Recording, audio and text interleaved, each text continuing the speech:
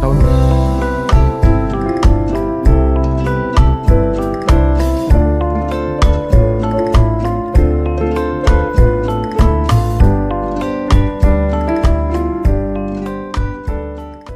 Bismillahirrahmanirrahim. Assalamualaikum warahmatullahi wabarakatuh.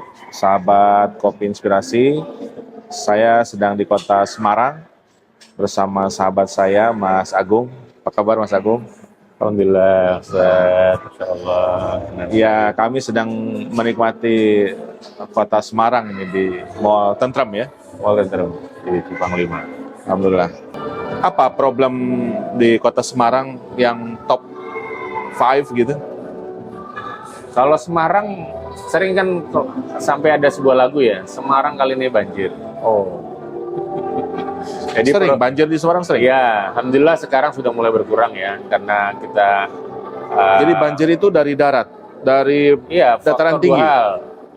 Karena pengolahan drainase yang kurang baik ya, dari curah hujan ya, atau yang rob. Ya. Ada juga dari rob. Ada rob. Oke. Ya, kota rob kita kan penurunan air tanahnya cukup tinggi ya. Jadi land subsidinya cukup tinggi sehingga memang harus dikendalikan, sehingga ada larangan untuk mengambil air dalam di pesisir di Kota Semarang karena cukup berpengaruh. Beberapa area di daerah utara itu sudah mulai banyak yang Rob itu karena pasang gitu. tanah pasang. Karena pasang air laut naik, Betul. banjir. Iya, banjir. Ya, akhirnya menggenang ke beberapa daerah, pelabuhan itu juga terkena dampak rob ya, pada Oke. musim tertentu ya, pada musim tertentu. Musim tertentu. Apalagi sekarang perubahan iklim juga berpengaruh kan, Oke. peningkatan muka air laut.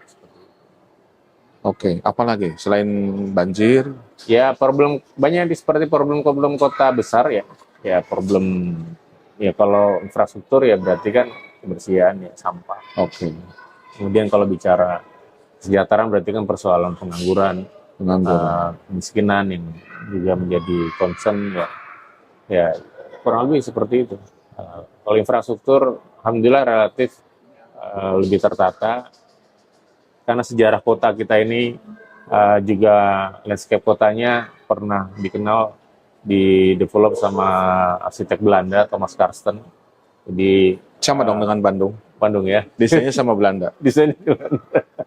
Jadi kita menarik karena kita punya kota pantai ya, bawah, daerah Semarang bawah istilahnya, ada Semarang atas, perbukitan. Jadi ada bagian bawah, betul, Semarang bawah dan Semarang atas. Semarang atas. Banjir itu datang dari atas ke bawah. Ya, Ada juga rob. ada juga rob. Oke. Mas Agung berarti 20 tahun ya jadi anggota DPRD Ya, Kota Semarang 3 periode, betul. satu periode DPRD Jawa Tengah. Jawa Tengah mewakili kota Semarang. Dan semuanya mewakili Kota Semarang. Di Semarang selalu dapil sampean ya. Berarti Mas Agung sekarang usia berapa? Bulan ini Mei 46. Mei 46. Memang masih muda, kata WHO kan. Iya. Di bawah 60 itu masih muda. Semangatnya, tampilannya. Apa yang menarik di BPJE? Ya, BPJE itu kepanjangan apa? Nanti mungkin bidang pembinaan jaringan Bidang ekonomi kader ya. pembinaan ekonomi jaringan kader. Apa yang menarik? Ya, ini kan bertugas untuk bagaimana menjadikan peran-peran kader itu secara ekonomi lebih baik. Ya. Di mana angka mustahiknya bisa berkurang. Ya. Jadi indikator KPI-nya di situ. Ya. KPI-nya di sana, di mana jumlah kader yang mungkin jumlah muzaki, karena angka yang disusun itu penghasilan 7 juta per bulan.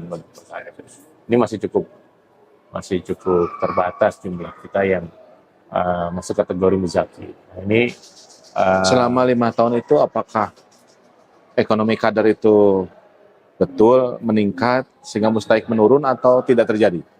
ya, kalau 5 tahun terakhir kan terutama dampak COVID ya. Kemarin 2 tahun 2020 itu cukup berdampak. Ya, yang bisa kami lakukan BPJ men-trigger ya melalui beberapa fasilitasi pertemuan, kemudian coaching kepada beberapa para kader, dan bahkan sebenarnya dimulai dari Dengan cara apa? Dengan cara apa? Mendorong para kader itu melakukan aktivitas wirausaha. Ya, kita pernah merilis program Jateng Berani Jualan. Oh, gimana itu ceritanya? Jadi ya setiap kader harus punya antusiasme, ya keinginan, hasrat untuk menjadi ya, apa namanya, Seorang pengusaha, pedagang. Pengusaha. Ya, jadi ekonomi mandiri. Apapun dia profesinya, entah dia sebagai sekarang pegawai, karyawan, atau mungkin pengajar, siapapun, tetap apa namanya, semangat wirausahaan itu harus ada. Nah, itulah kemudian kita dorong namanya Jateng Berani Jualan. Jadi harus berani, kadangkala kita selling, marketing itu kan memang dari mental. Ya, persoalan bagaimana tekniknya, gimana caranya bisa berhasil jualan itu langkah berikutnya, tapi bagaimana membangun mental untuk jualan. Sesungguhnya ini kan sifat asasi PKS juga, ya, yang sering dikenal sebagai partai dakwah, mau untuk menjual nilai-nilai, ya, menawarkan nilai-nilai. Nah, ini dalam bentuk yang lain, berbentuk ekonomi, ya, produk apapun, dia tidak harus memproduksi sesuatu kok.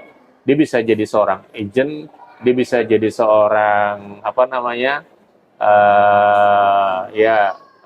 sales dari produk-produk yang lain, tidak harus dimulai dari sebuah proses produksi yang harus dikembangkan.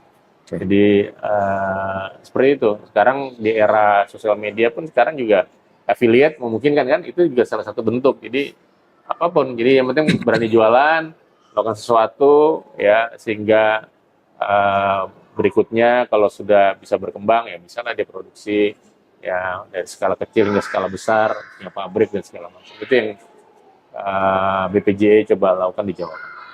Kalau misal ya ada takdir Allah Subhanahu Wa Taala, ya kan kita nggak tahu ya. Mungkin nanti Mas Agung suatu hari jadi wali kota Semarang, mungkin kembali jadi DPRD Provinsi Jateng, Dapil Semarang, mungkin suatu hari jadi anggota DPR RI, Dapil Semarang. Artinya sampai tetap Semarang ya. Insyaallah.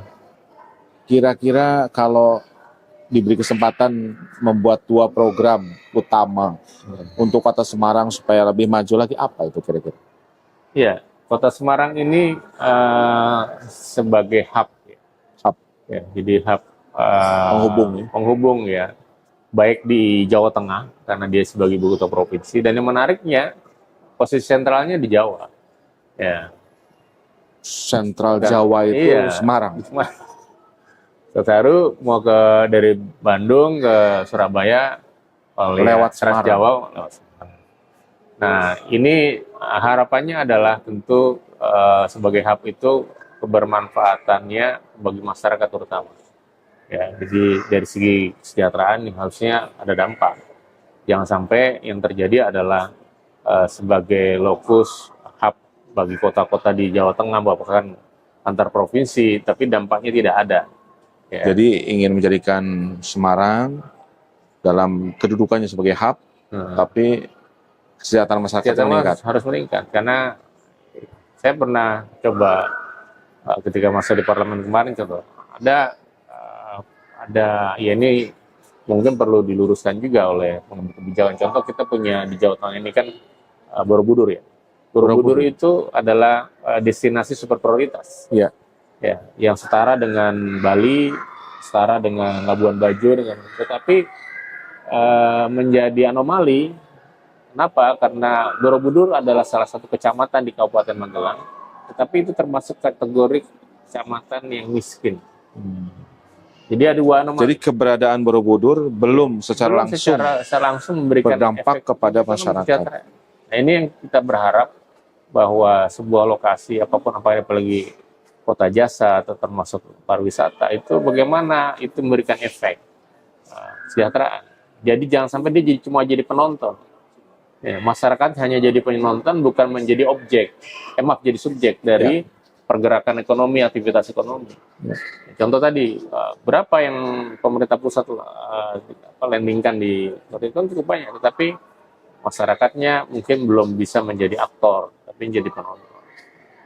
Nah, ini tentu para pengambil kebijakan siapapun dia, apalagi misalnya eksekutif ya, kepala daerah, maupun juga legislatif, bisa mendorong itu agar sebuah lokasi yang sudah ditetapkan sebagai sebuah kawasan industri atau sebuah area yang strategis. Jadi itu, dengan regulasi, ya, bagaimana caranya berpihakan itu. keberadaan salah satu misalnya Borobudur berdampak pada masyarakat sekitar. Ya termasuk konteks tadi bicara Semarang. Semarang ini juga seperti itu. Tantangan Semarang adalah Semarang kalau data tahun 2023 itu adalah satu dari 5 terbesar angka pengangguran ya di Jawa Tengah. Ya, jadi kita masih punya problem di situ. Ya, mungkin bisa didalami problemnya boleh jadi kan karena proses urban. Jadi orang datang ke Semarang tapi mungkin tidak punya skill sehingga menjadi problem gitu kan.